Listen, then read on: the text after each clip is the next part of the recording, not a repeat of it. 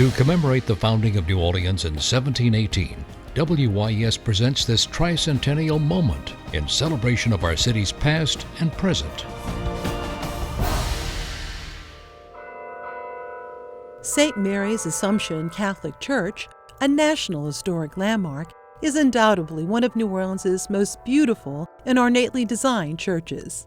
In the early 1850s, as the German Catholic population in New Orleans continued to grow, the need for a larger church was becoming necessary.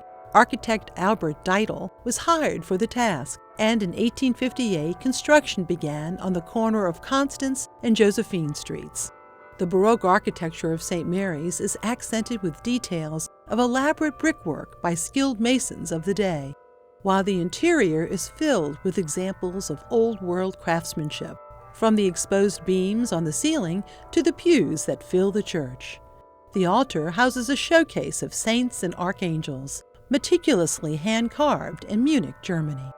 By the summer of 1860, construction of St. Mary's Assumption Church was complete. The bell tower was constructed later, and the high altar was dedicated on Christmas Day in 1874.